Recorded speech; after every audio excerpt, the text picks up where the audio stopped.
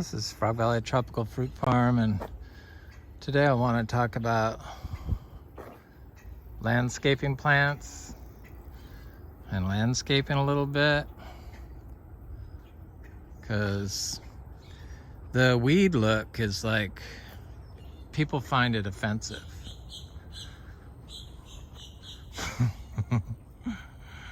I know, we had our insurance canceled because of it until I explained that we were a organic farm and that this is our fertility. And then they got it. But I collect a lot of these Heliconias, and they make nice screens, and you can grow passion fruit in them really well. And much to everyone's dismay, you don't have to water them. We don't anyway. And they have beautiful flowers that sell for a lot of money. And all these rhizomes, you could sell these. But people like to have them all trimmed up and clean and everything, which is fine in a small space, but when you have a lot of them, hundreds of them like us, then, and I'm the only person doing the work, it's impossible. Plus it would you'd walk all over the soil, which is against what we do here. So it's just not good, but they're good to divide. So I divide them and spread them around, which I need to do. And then I have this beautiful bamboo. It's our only bamboo that I bought from a little plant.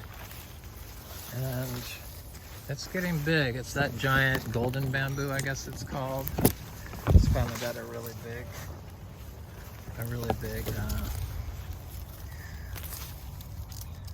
cane on it.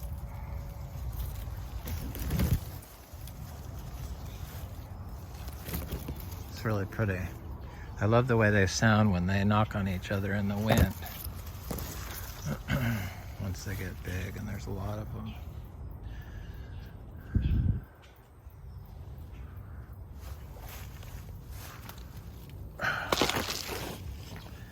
So I plant a lot of those Heliconias around to try to make it look better. And it does. It's less repulsive to people. I have some of those purple Mexican daisies planted in here, but I don't really see any of them blooming right now. They usually take over, but they can't really compete with the weeds here for some reason. In this section.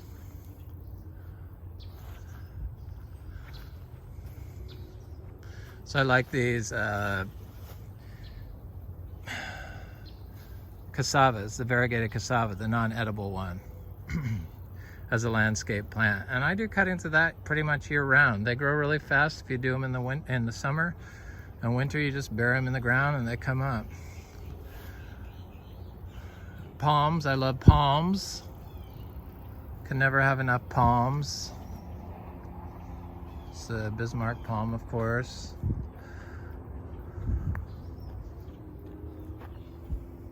The native palms.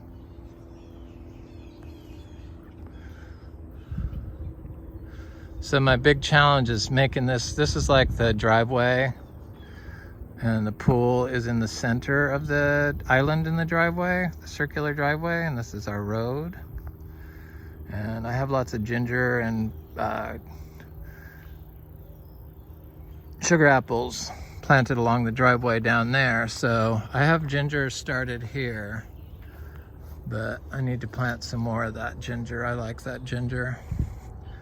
And everything gets treated the same way. We don't water it. You don't need to water it, any of it here. So I've just planted a rhizome of Heliconia because I cut them out in big chunks, that and my ginger. I cut them off and then I dig them up and then I plant them. And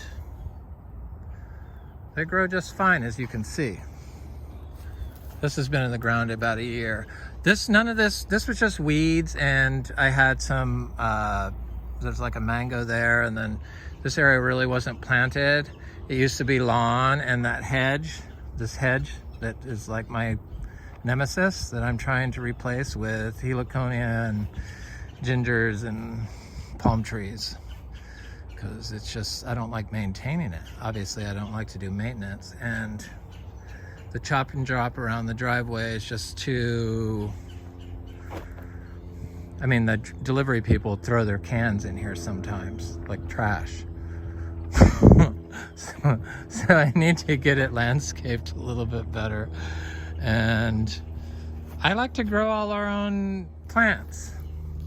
So just do cuttings of stuff like that and stick it in the ground and divide the heliconias and divide the gingers. It takes time, and do cuttings of like the brugmansias and just stick it all in there and just slowly remove this hedge, lower it and lower it until it gets outcompeted. But it's good, it keeps me away from this pool screen. So it's like, it's too much.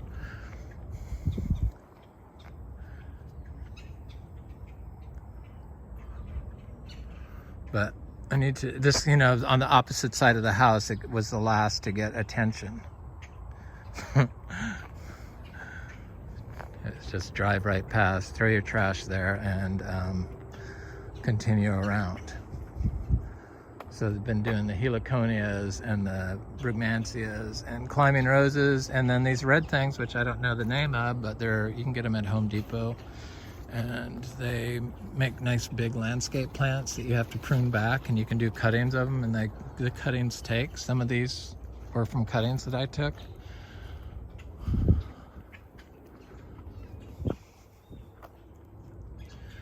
Christmas palms, I love them. I love palm trees. I love tropical, obviously wild look. So I just want it needs more, it needs some more detail is what it needs.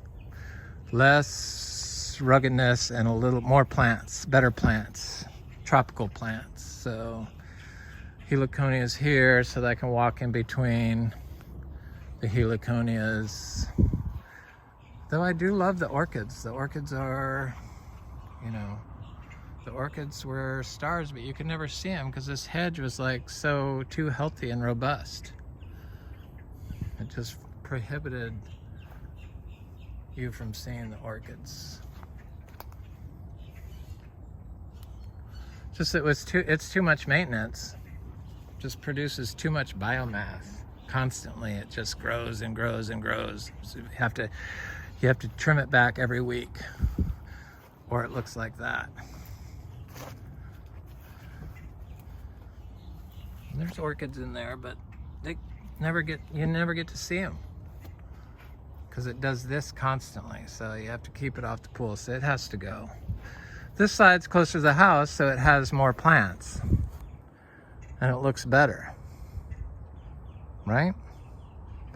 Even the flowers look happier.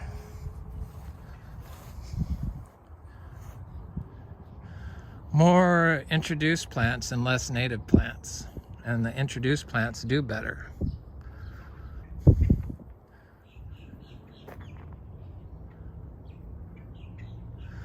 The native ones are still in there, but at least the purple gets to come out, the Mexican Petunia, but it needs work, right? Don't you think? So I try to throw stuff in this, but it just gets swallowed up, just like the little trees. You don't ever see it until one day when you add the last plant, and all of a sudden it like clicks, and oh my God, that looks so good now. But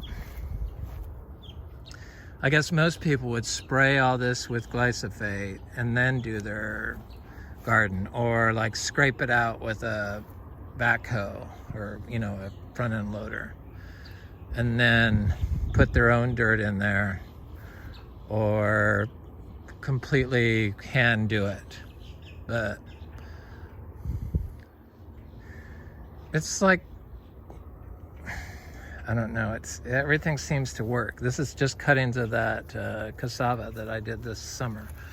Just, they've gotten quite large rather quickly. This is a cutting. Heliconias. And then I have a bunch of Bromeliads in here that get big that I'm not going to divide. So they'll eventually spread the stuff out. Or, you know, spread out and push the weeds out. Like they did over here. I don't know, I need to up my landscaping a bit. I've always collected plants, cacti and succulents, calanchos and ripsalis, and you know, you name it, I've collected it in the weird plant world pretty much. I need to get more of these type of what are they? Alcantheria? Bromeliads, you know, the giant ones. This one's a super fat type with a red foliage. Growing in the weeds here. And then I love, you know, the scissor plants.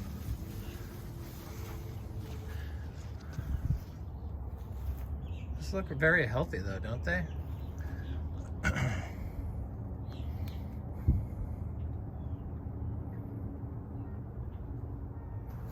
I'd like to see more than just two, but, and then, you know, the orchids, they never stop.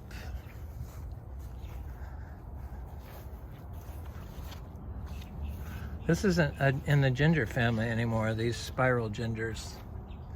I forget what family it is. And air plants. I've always loved the air plants, but that's to put in the landscaping after you get it growing. So I need to do cuttings of this big white Brugmansia, big cuttings, because otherwise it takes too long. So cut this back and get thick cuttings and put in that hedge. I did one already. And then add some Heliconia here, and where there's Heliconia missing, I have it growing, but I see there's some growing here. I need to do one right here, and I need to do a few here, like 3 there.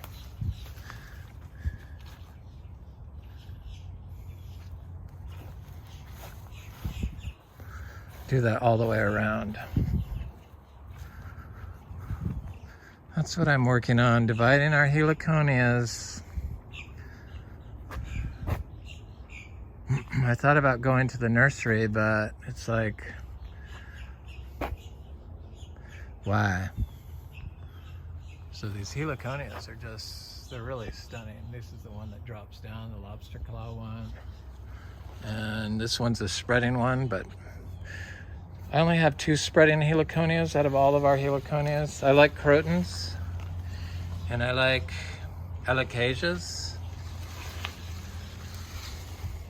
but none of my Alocasias are to the point where I can feel comfortable enough dividing them. I like antique tea roses, Chinas, preferably the thornless climbing. This is one called Crepuscule. It's been in the ground about a year.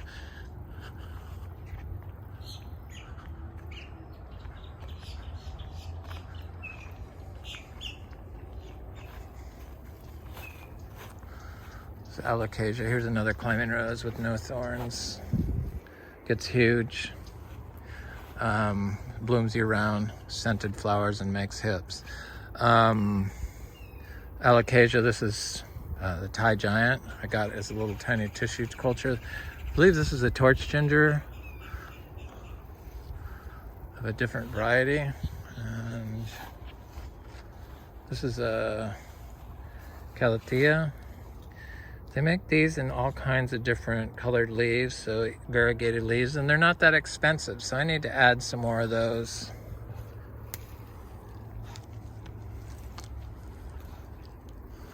Growing with our you know, Nuclea latifolia and the moringa and the mangoes and the lemongrass and the landscaping plants. You gotta have those. Tea plants, do cuttings of, stick them in the ground. I had that really dark black foliage tea plant, but I think it was just, I don't know. I killed it, I think. In fact, I know I did, because I haven't seen it. Yep, I've killed lots of plants. That's what happens when you hoard them. Our little trees are coming up.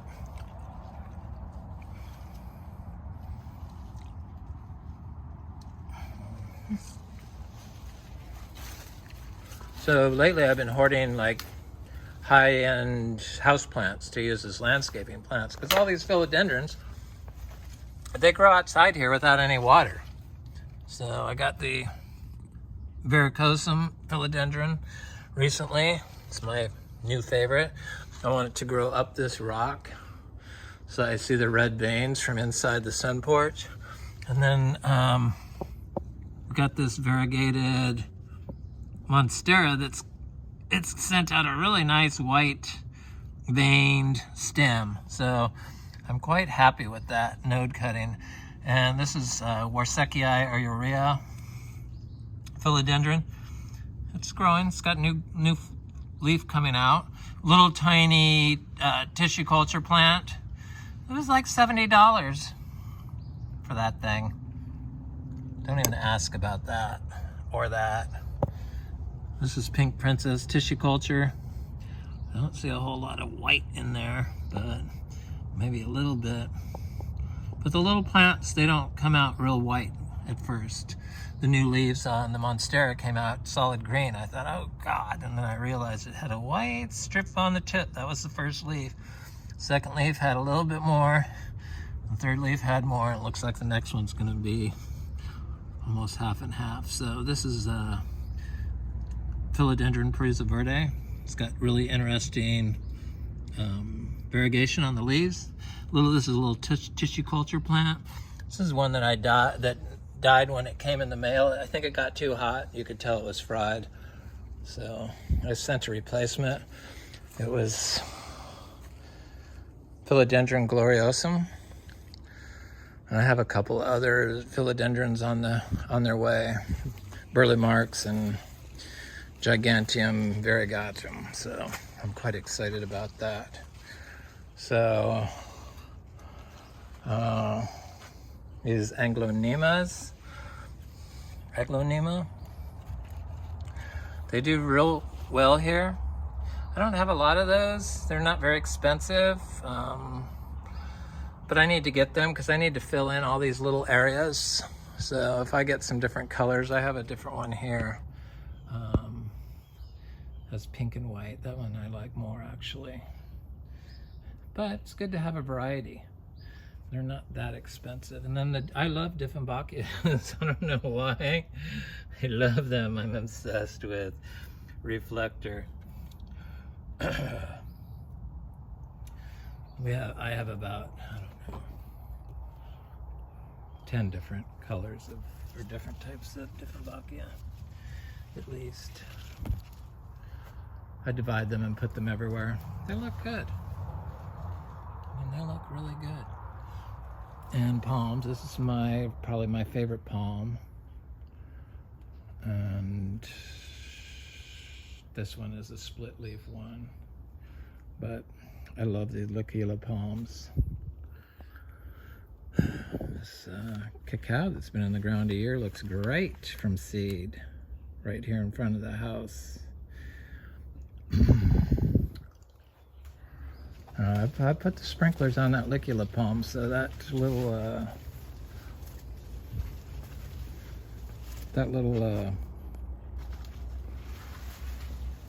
cacao got watered.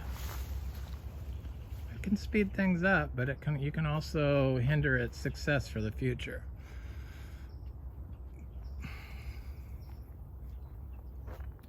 So the gingers I like to divide and put everywhere, and with the Heliconias, and this is a particularly beautiful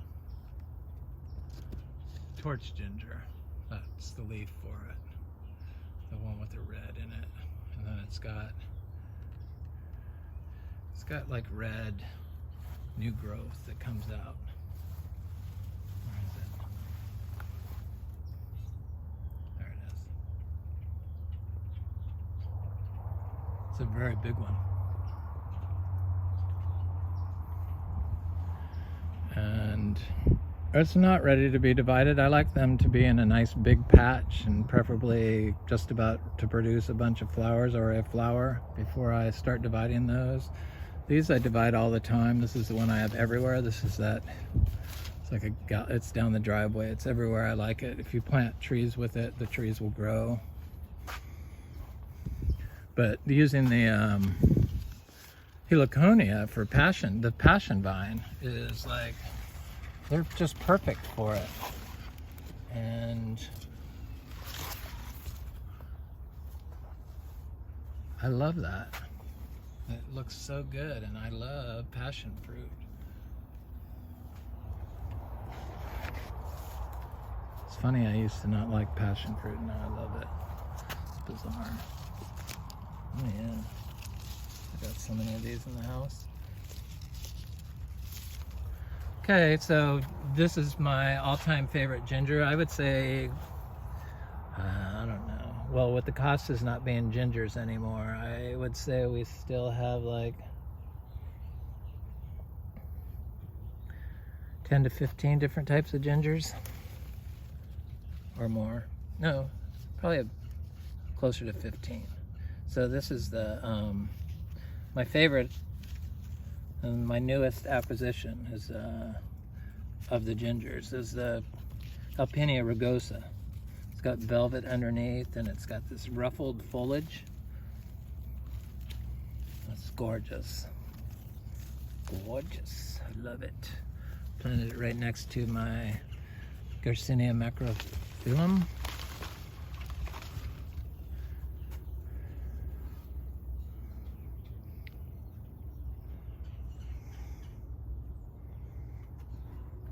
There's other gingers in here. There's another torch ginger here. Different color. And one of these costas. I thought there was another one, but I guess it's that one. And I got a couple over here.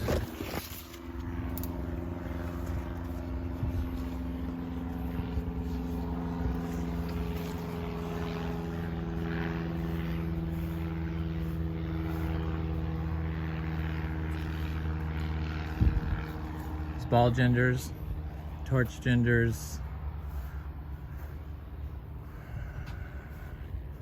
red gingers,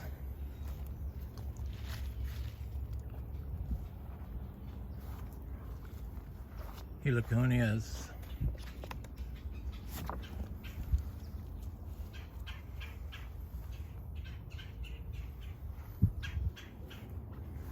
agaves. There's a lot of agaves planted here. I got them from our beach house. And more Alocasias. But it needs, and then I have other stuff planted in here. You just can't see it. See the Bromeliad? I need to put more tropical understory plants in here. It would look better. It's a constant work in progress. I love these because the butterfly, or not, the hummingbirds like them, so the hummingbirds come. But I could see I need some better foliage plants in the understory.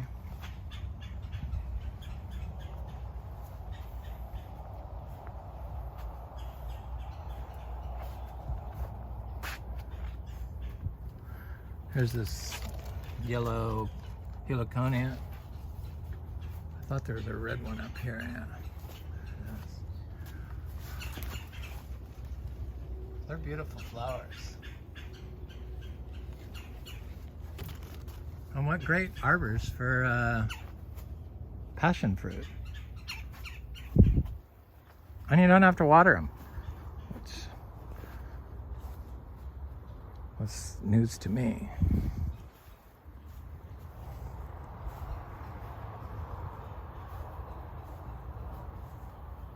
I got lots of different the large Alpinia Bromeliads. This is that giant turns brilliant red, but I keep dividing them so they haven't filled in, and in between where they've been divided, in between I've got encephalardos, different encephalardos, like horridus and all the blue ones. I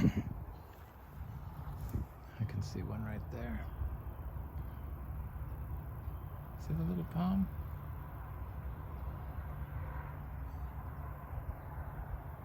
Right in the center.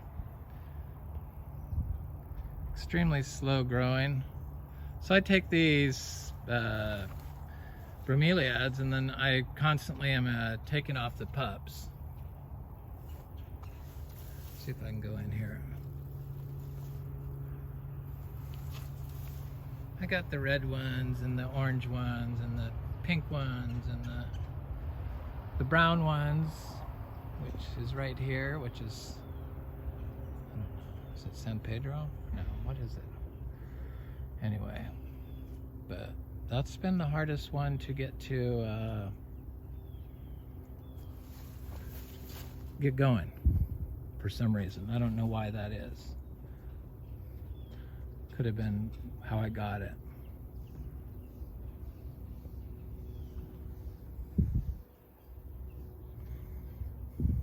Yeah, there's a little those are little encephalardos. They're like all through here.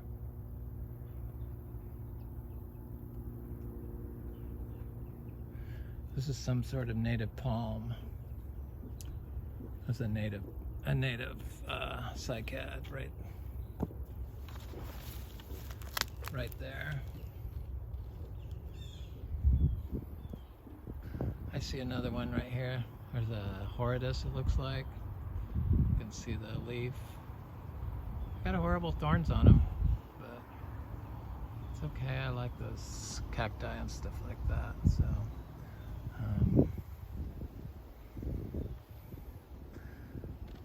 oh well.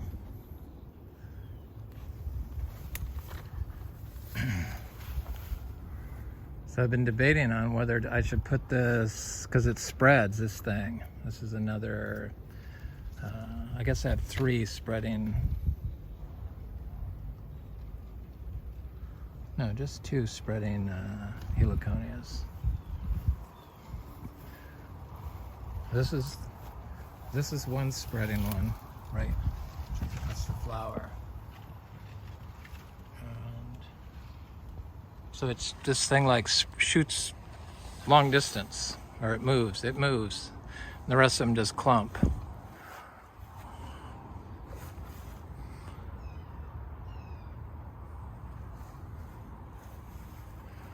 The crotons, of course. Different plumerias.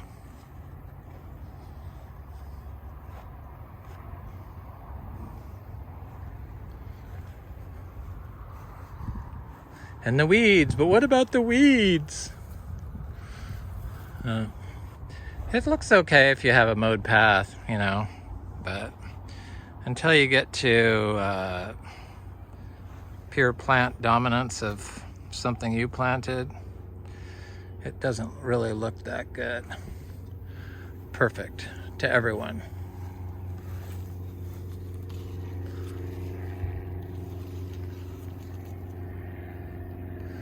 These crinums, I have the brown one and I have the variegated one. I'll go look at the variegated one. Then I have the green one that grows around where we make our compost. Try to keep them all separated. I spread the brown one, the bronze one around and the variegated one around.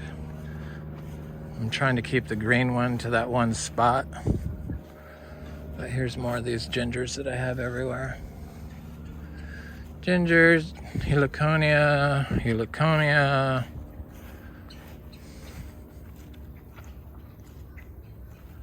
Heliconia. It's a lot of work digging these up, by the way. My little Bromeliads sticks that I put in. And my Dieffenbachia. I told you I love Dieffenbachia.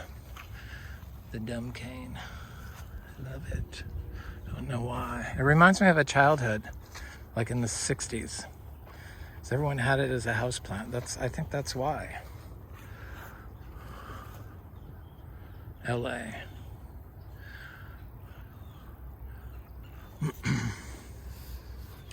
This is that Variegated Crinum. It's quite pretty.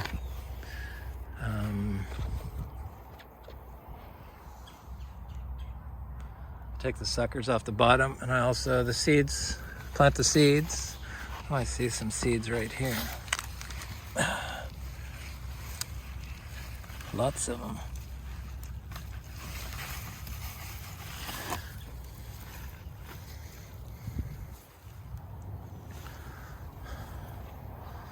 Cool. I can just throw them in here.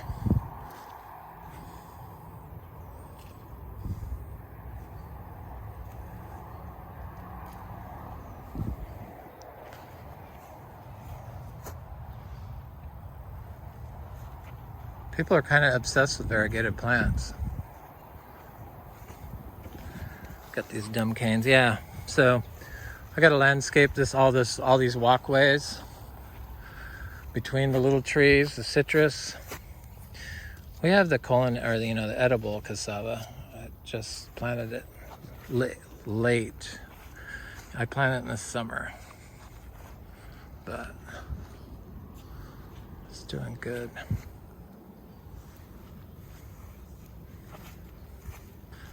This is Dieffenbachia camouflage. These are those dark crinums that stay dark in full shade, which is nice. And in sun, they get like really, really dark. Anyway, this is Frog Valley Tropical Fruit Farm, and I hope you have a good day.